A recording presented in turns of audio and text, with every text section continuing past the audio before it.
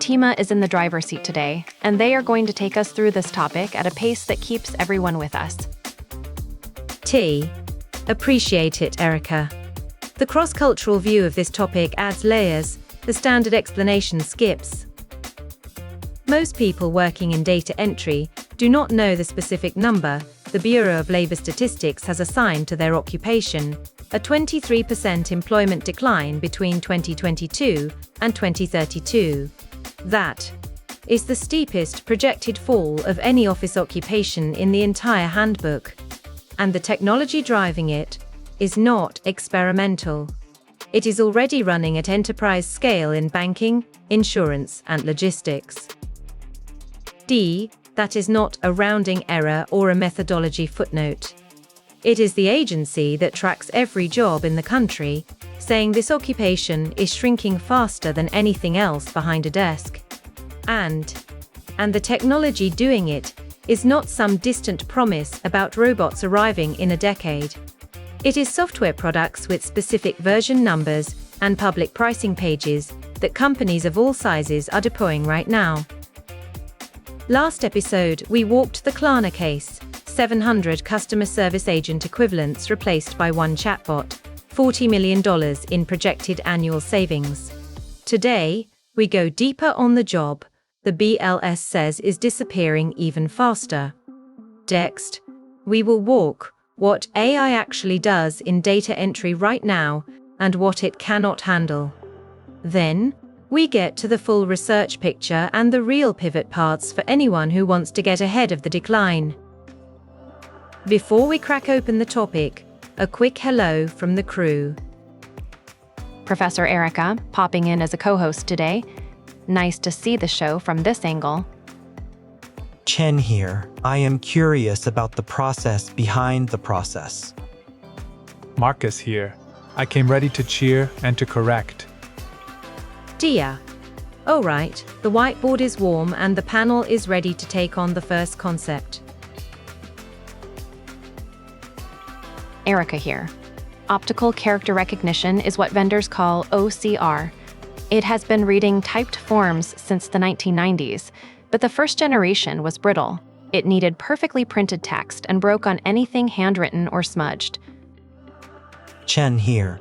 What changed the math was pairing OCR with large language models inside a framework vendors now call Intelligent Document Processing, IDP. The system no longer needs a rigid template for each document type. It reads context and extracts fields the way a trained human would. Chen, UiPath document. Understanding is one of the clearest live examples of what that means. It ingests invoices, contracts, and purchase orders. It classifies each document type automatically, extracts the structured fields, and routes low-confidence items to a human review queue. Microsoft Power Automate brought the same capability to small business price points through its AI Builder feature. TO, a 10-person firm, can now automate its invoice intake without an enterprise contract or a dedicated RPA team. Marcus here. Imagine a mid-size insurance company paying 3 full-time data entry clerks to process incoming claim forms 8 hours a day. After deploying a standard IDP pipeline, the same volume runs end-to-end overnight with one part-time exception reviewer, and the company simply stopped replacing people when they left. That is not a hypothetical scenario. That is the exact business case every major IDP vendor is walking procurement teams through in slide decks right now. The return on investment calculation is straightforward, and the implementation timeline is months. Automation Anywhere has a similar product called Intelligent Document Processing, and Google offers Document AI as a standalone API that developers can plug into existing systems. Multiple mature platforms exist at commercial prices today. This is not experimental technology waiting for enterprise adoption. It is in production at scale inside companies of every size. Every IDP system publishes a confidence score for each extraction. When that score drops below the threshold, the item goes to a human. Damaged paper, crowded handwriting, mixed language documents, all trigger that threshold. Turns out, the messier the source document, the faster that exception queue fills up. High-stakes legal documents are a different category, Fatima. A misread field on a standard invoice costs a correction email. A misread date on a contract or a deed can cost a lawsuit. Those documents still require human verification before anything is executed. Exception triage is the clearest surviving role in this space, Fatima. The pipeline flags the item, but deciding what to do next requires business judgment. Call the vendor, reject the invoice, or escalate to legal. Each path requires someone who understands the context behind the document. The third wall is regulatory compliance. The rules for how long you retain a document, what fields you must capture for HIPAA or SOX, and what constitutes a valid audit trail change faster than models get retrained. The liability for getting it wrong still lands on a human compliance officer. There is also a fourth limit worth naming: multi-document context. An IDP system is very good at extracting structured fields from a single page or a single form. It is poor at reasoning across a packet of 20 related documents, where the meaning of a field on page 12 depends on a footnote on page 3. Tau. That kind of cross-document synthesis is still a human skill. The practical takeaway here is that the exception queue is where data entry skills stay relevant. Every document that the system cannot process with high confidence becomes a task that requires a trained person to resolve. The workers who understand the documents well enough to clear those exceptions are the ones who remain employed after the pipeline goes live. The 23% figure covers the data entry keyer title specifically, which represents the sharpest edge of a wider decline. Broader office and administrative support occupations as a group project, a 9% employment decline over the same period, according to the BLS. The keyer number is the canary. The broader office admin decline is the mine. The Goldman Sachs Global Investment Research paper from 2023 estimated 300 million full-time equivalent jobs globally are exposed to generative AI automation. Data collection and processing roles landed near the top of that exposure list. The report noted that the primary driver is not physical task automation, but cognitive task automation. Data entry is exactly that work. McKinsey's analysis of task-level automation consistently puts data collection, data processing, and routine data transformation at the top of the automation potential scale. They rank above creative work, above physical work in unpredictable environments, and above roles requiring emotional or social intelligence. The cognitive task AI handles best is also the cognitive task data entry is entirely built on. Chen, the counterpoint worth naming is that the robotic process automation market is growing above 20% per year by most industry estimates. Displacement and new job creation are both happening simultaneously. The critical distinction is that the new jobs require a different skill profile. They require people who can supervise automation, not people who can replace what automation does. The mechanism worth understanding is the hiring freeze pattern. Most of the displacement does not show up as announced layoffs with a press release. A company deploys IDP, and the pipeline handles the volume that used to require 3 people, and when a data entry worker leaves voluntarily, the seat simply does not get refilled. That attrition pattern is what makes this displacement hard to see from inside the role.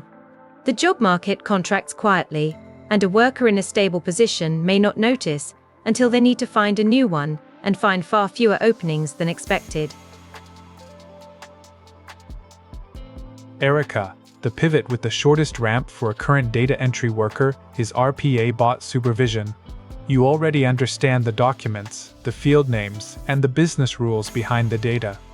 The next step is learning to configure the pipeline and monitor the exception queue, which is a role data entry experience prepares you for better than any computer science degree. Data quality. QA is a second path that draws heavily on existing skills. Every company that deploys IDP needs someone to validate that the AI extractions are accurate and own the error rate dashboard. Someone must escalate when accuracy dips below threshold and audit output before it flows downstream. Healthcare administrative work on the non-clinical side is the third track worth considering. Medical billing, insurance authorization, and patient record entry are governed by HIPAA. Requirements that create a compliance floor the current generation of automation vendors has not fully cleared. That means the exception workload and the manual verification requirements stay human longer in healthcare admin than in general commercial office settings. Good point, Marcus. On the certification side, WePath has a free academic alliance program with a pathway most people complete in 3 to 4 weeks of self-paced study. Microsoft's Power Automate free trial includes AI Builder, so you can build real working examples without a paid license. Those two are recognized by enterprise teams and are the ones I would start with today.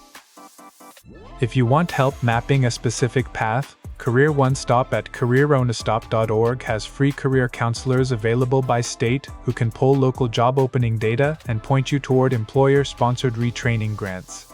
The phone number is 1-877-872-5627. Drop in the comments, are you currently in a data entry or document processing role, and has your company started deploying any automation tools yet? Hearing where people actually are on this is useful for everyone watching. If you forget everything else in this video, remember, the shift is from doing the data task to owning the data pipeline. The people who learn to configure, audit, and supervise automation stay employed in every industry this technology touches. The domain expertise you already have is the real starting advantage. The certification just makes it visible to a hiring manager who needs a shorthand. Today's core takeaway: the BLS projects a 23% decline in data entry key jobs by 2032. The technology driving that decline, intelligent document processing and RPA, is already deployed at enterprise scale across every major industry. And most of that displacement is happening quietly, through hiring freezes, not announced layoffs with a press release. 3 years from now, you will thank yourself for picking up that UiPath certification or that Power Automate credential, while your current role still gives you the domain knowledge that makes those certifications meaningful to a hiring manager. The domain expertise is the advantage. The credential just makes it visible. Next episode: the one job category that was already 80% automated before generative AI existed, and why most people still working in inside sales do not know how fast the final layer collapsed. If this episode helped clarify where your role is heading, subscribe and turn on notifications so you do not miss the next one. Every episode in this series covers a different occupation with the actual data. We name the companies, the BLS projections, and the specific pivot paths. That is the kind of information worth sharing with a coworker who needs it. See you next time. Every system was built by people. Understand the people first. That was a clean kill, Fatima. No wasted words. 8.8. Professor Erica, signing off.